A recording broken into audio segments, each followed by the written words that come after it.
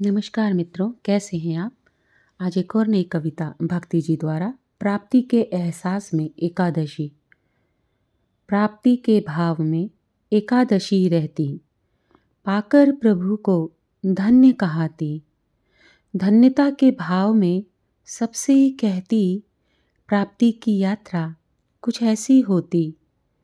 5 ज्ञानेंद्रियाँ, 5 कर्मेंद्रियाँ, इनके सहित यह मन, एकादशी इसे ही कहते, सुन रही बुद्धि का कथन। निश्चयात्मक बुद्धि को जब श्रवण अति करती, चिंतन मनन से अब निर्दोष हो जाती। प्राप्ति के एहसास में हृदय जब भरता, बुद्धि को कुछ समझाना चाहता। समझा बुझा कर एहसास कराता, प्राप्ति के भाव का निश्चय कराता। निश्चयात्मक बुद्धि को समझ है आता, प्राप्ति में विवेक अति जागृत हो जाता। विवेक का प्रकाश जब मन पर गिरता, मन को सत्य अब नजर है आता। सत्य भाव में मन यह कहता, इंद्रियों को कुछ निर्देशित करता।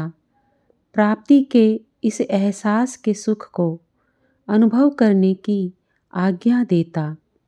प्रकाशित मन जब चिंतन करता, प्रसंग के भाव में बहने लगता।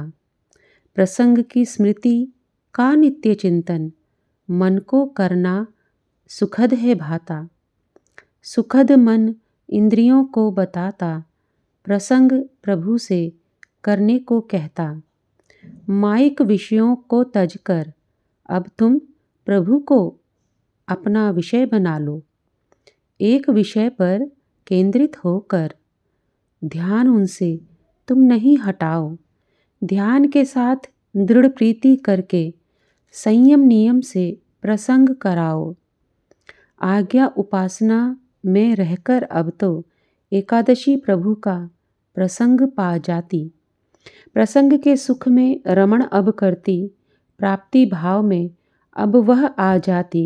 प्राप्ति के भाव में हुआ एकादशी को विश्वास, रह गया अब तो एहसास ही एहसास।